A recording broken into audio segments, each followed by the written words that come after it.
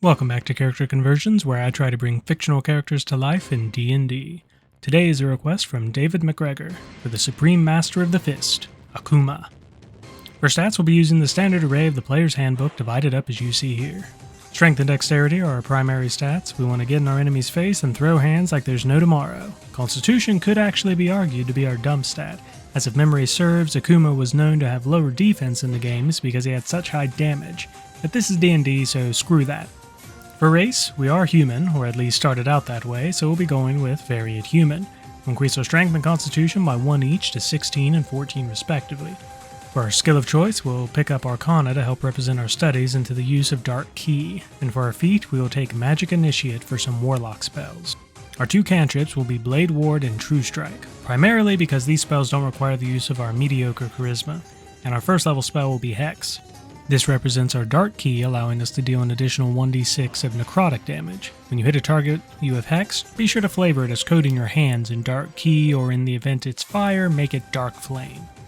For our background, I considered Hermit to represent the time Akuma spent on his own mastering his fighting style, but I've instead decided to go with Athlete from Mythic Odysseys of Theros, for Akuma basically just being a professional martial artist. This gives us proficiency with acrobatics and athletics, proficiency with land vehicles, and for our feature we gain Echoes of Victory, meaning we have a 50% chance of someone knowing who we are and respecting us within 100 miles of where we grew up. I don't know how accurate this is, but if people can write love letters to serial killers, then sure, people probably respect Akuma too.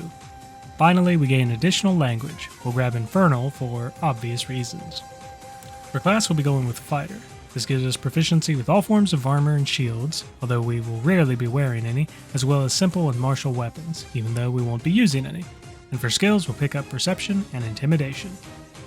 As a first level fighter, we gain a fighting style and second wind. For our fighting style, we will grab Unarmed Fighting, making our unarmed strikes deal 1d6 of damage, 1d8 if our hands are empty, and we can deal 1d4 bludgeoning damage to one creature we are grappling.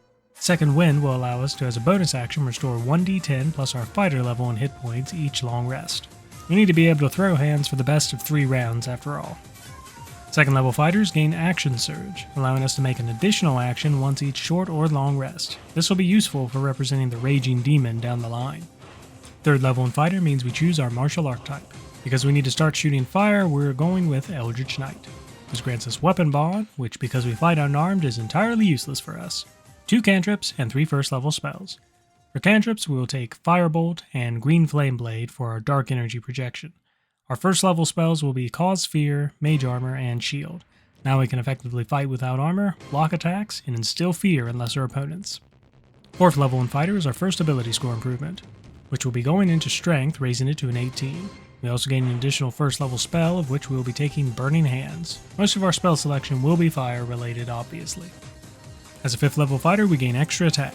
Now when we take the attack action, we make 2 attacks instead of 1. 6th level fighter means our next ability score improvement. We want to improve our spell dice check a bit, so we'll drop this into our intelligence, raising it to a 14. 7th level Eldritch Knight grants us War Magic and our first 2nd level spell. War Magic makes it so when we use our action to cast a cantrip, we can make 1 weapon attack as a bonus action. Common combo for this is to cast Blade Ward and still get to slap your foe. For our 2nd level spell, let's grab Scorching Ray. Think of it as an improved version of our dark energy projection. 8th level is our next ability score improvement. We'll drop this into our Constitution this time, raising it to a 16. And for our 2nd level spell this level, we'll pick up Shatter. 9th level fighters gain Indomitable, allowing us to re-roll a saving throw that we fail once per long rest, but we must use the new roll even if it is worse. 10th level Eldritch Knight grants us Eldritch Strike, 1 additional cantrip, and another 2nd level spell. Eldritch Strike means when we hit a creature with a weapon attack, it has disadvantage on the next save it makes against our spells until the end of our next turn.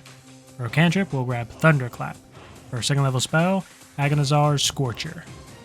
11th level fighters gain an improvement to extra attack, allowing us to make 3 attacks when we take the attack action, followed by another 2nd level spell. For our spell, I don't think there were really too many great options for us, since we are limited to Abjuration and Evocation.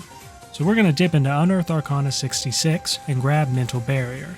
This allows us to gain advantage on Intelligence, Wisdom, and Charisma saves as a reaction. Kinda a way to make Eldritch Knight have some more martial artist monk vibes. At 12th level, we gain our next ability score improvement, which we'll be dropping into our Intelligence, raising it to a 16 and empowering our magic. 13th level fighters gain additional use of Indomitable as well as our first 3rd level spell, which we will of course be going with Fireball. At 14th level we gain our next ability score improvement, of which we will drop into our Constitution, raising it to an 18. Next we gain another 3rd level spell, which can be from any school of magic. We'll pick up Spirit Shroud as an upgrade to our Hex spell.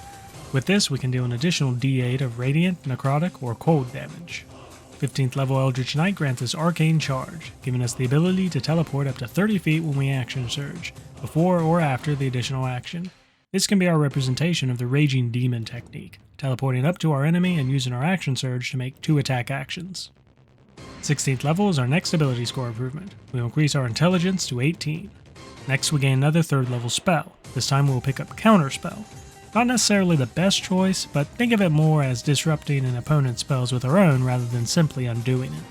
17th level is a swift one. We gain additional use of Action Surge, allowing us to use Raging Demon technique an additional time, and additional use of Indomitable for a total of 3 per long rest. 18th level Eldritch Knights gain improved War Magic. Now when we use our action to cast a spell, we can make an attack as a bonus action. As a 19th level fighter, we gain our final ability score improvement, which we will be dropping into our Dexterity, raising it to a 16. We also gain our first 4th level spell, of which we will be taking Fire Shield, making anyone trading blows with us in melee regret their life decisions. At 20th level, the capstone of our build is the final improvement to Extra Attack, allowing us to make 4 attacks with our attack action and a 4th level spell from any school of magic. We'll pick up Dimension Door as a kind of oh shit button if we ever find ourselves really needing to get away, but I doubt we will ever be doing that. End result sees us with an AC of 16 with Mage Armor and an average of 194 hit points. Honestly, we're probably tankier than the actual Akuma.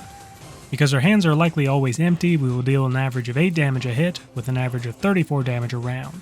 If we have hexed the target, we deal an additional average of 3 to 14 damage a round.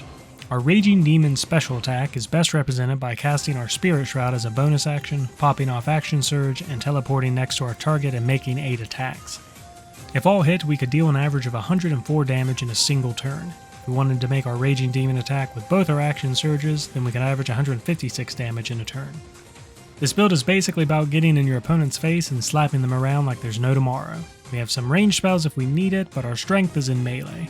Slap on a Fire Shield if you think your foe is going to survive the Raging Demon, to make sure that they also suffer for any retaliation attacks.